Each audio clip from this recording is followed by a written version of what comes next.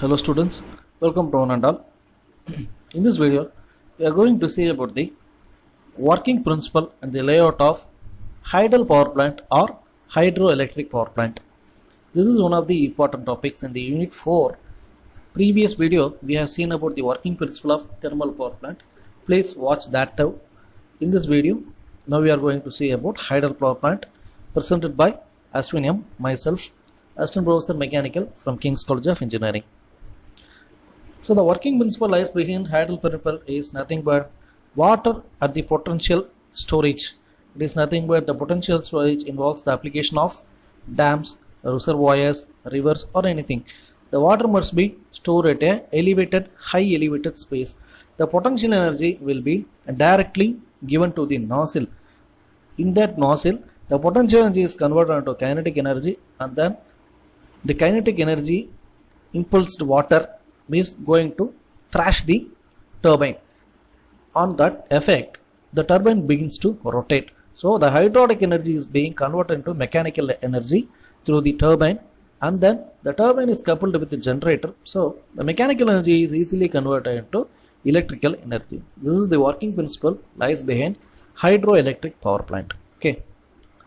So this will be a layout of a hydel power plant. The important components behind hydel power plant are reservoir for storing of water, dam, it is nothing but reservoir, dam, everything is same. Spillway, it is nothing but it is commonly found in our residential home water tanks.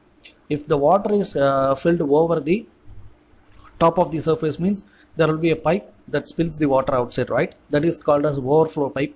That is that the process is given by spillway here. And then the gate is nothing but the intake area, the entry point of the dam. And then penstock is nothing but the pipeline that converts potential energy of water into high velocity as kinetic energy. It converts into high velocity kinetic energy water through this penstock alone. And then surge tank is nothing but for completing the balancing the pressure inside the penstock. So we use surge tank. And draft tube with nozzle is nothing but the final end. The starting point is a gate, so the final point is nothing but the draft tube with nozzle. Thereby it gives ultimate enormous amount of velocity of water to hit the turbine. That is why the turbine will rotate in a constant speed. That is why we use nozzle and draft tube here. Okay. So this will be the working diagram. The water is stored in head or reservoir in the dam. The water is flowing through the gate. If you open the gate, means the water will begin to flow. The next stage after gate is pressure tunnel that regulates the pressure. After that, surge tank. The surge tank is nothing but the pressure storage device or pressure balancing device inside the penstock, because the water is flowing from the height of the area, some certain height, to the bottom. So in between that, there will be a definite change. There will be a definite change in pressure that would cause a wobbling or vibration inside penstock. So that is why they will use surge tank to balance the pressure. After that, through the penstock, it is getting into the inlet valve. If you open the inlet valve helps to regulate the flow of velocity, the flow of pressure coming from the reservoir. After that, it hits the turbine. After the hitting the turbine will start to rotate. That rotation, it converts the mechanical energy. That mechanical energy is converted into electrical energy by means of an electric generator. After that, the electric energy produced from the generator, it will begins to supply the electricity to transformer, and the power lines through the electrical cables, the electric energy will be supplied. So what happened to that water? Because we are operating at heavy pressures, right? So that water begins to go through the draft tube.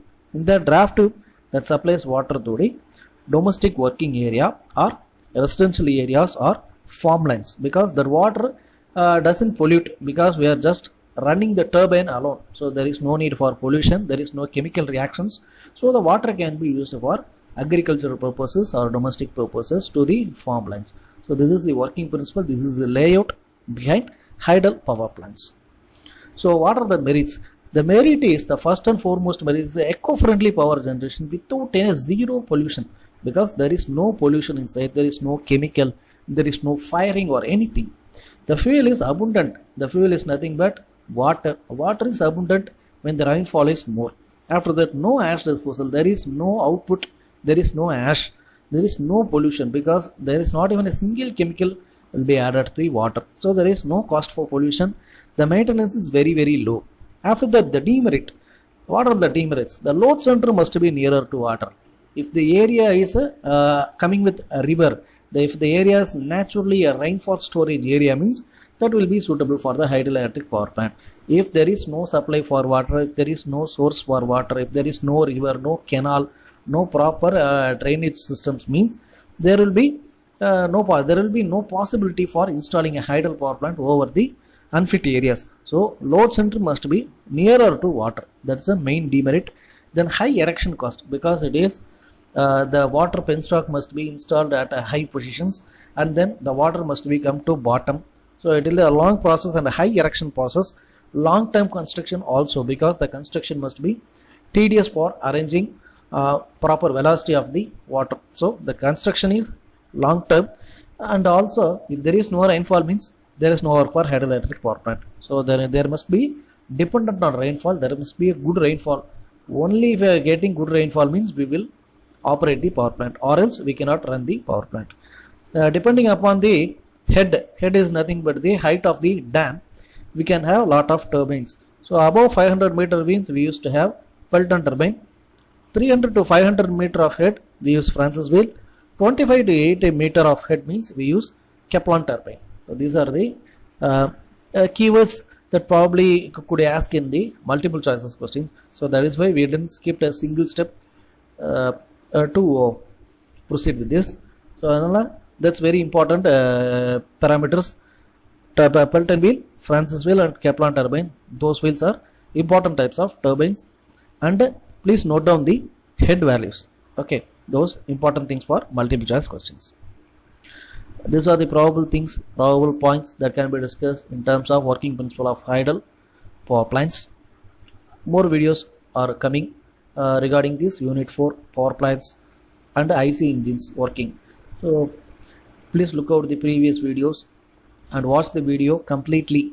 Please like the content, share the content, and put your comments in the comment section. Thank you.